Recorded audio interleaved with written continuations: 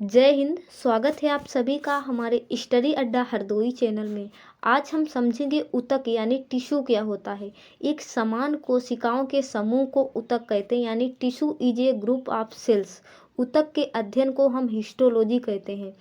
ऊतक बेसिकली 4 प्रकार के होते हैं। पहला पेशीय ऊतक यानी मस्कुलर टिश्यू, इससे हमारी मांसपेशियां बनी होती हैं।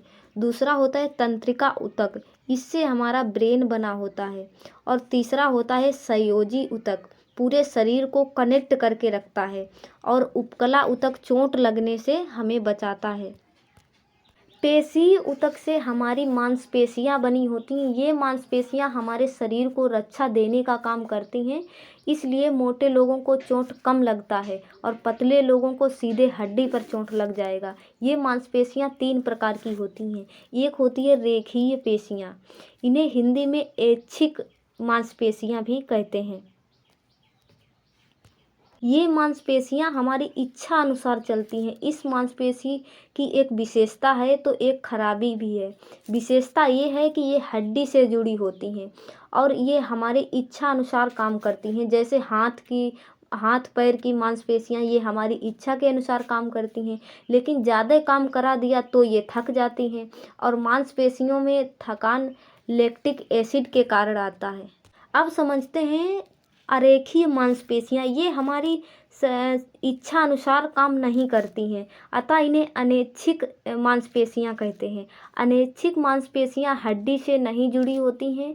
जिस तरह से ये हमारी इच्छा अनुसार काम नहीं करती हैं, जैसे हमारा किडनी है, लीवर है, पेट है, आंतें हैं, ये हड्डी से नहीं जुड़े होते हैं। ये हमारी इच्छा अनुसार काम भी नहीं करते हैं, लेकिन इनकी एक खासियत है, ये कभी भी थकती नहीं है।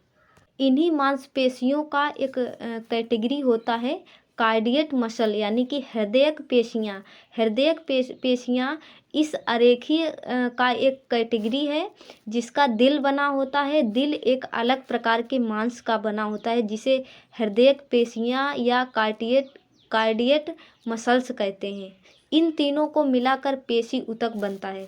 दूसरा ऊतक है तंत्रिका ऊतक, यानी न्यूरॉन टिश्यू, इससे हमारा ब्रेन बना होता है।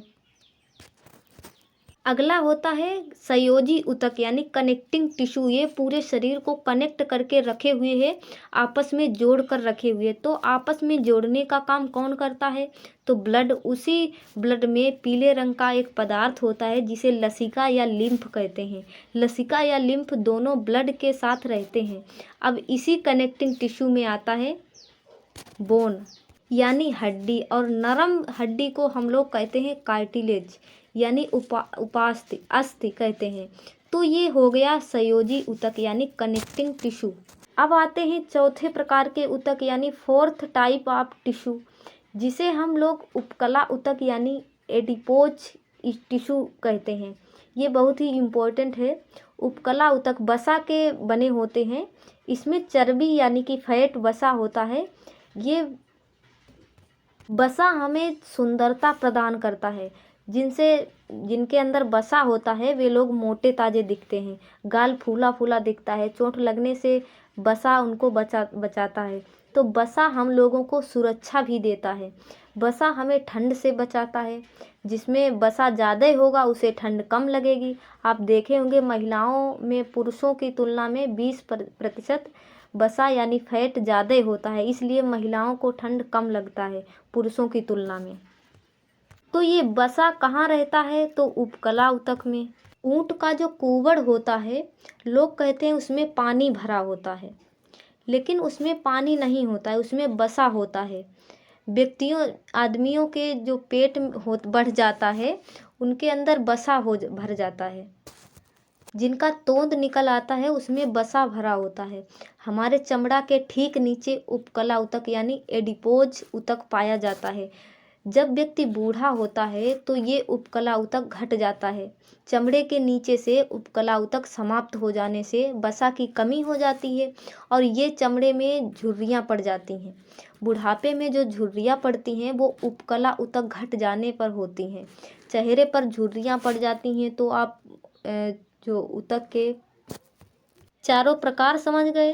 पेशी ऊतक की मांसपेशियां बनी होती हैं। तंत्रिका ऊतक का ब्रेन बना होता है। संयोजी ऊतक ब्लड, उसके साथ लिम्फ, बोन, उसके साथ कार्टिलेज और उपकला ऊतक से वसा के काम क्या क्या थे, अब आप समझ गए। मिलते हैं नेक्स्ट वीडियो में, तब तक के लिए जय हिंद, वंदे मातरम।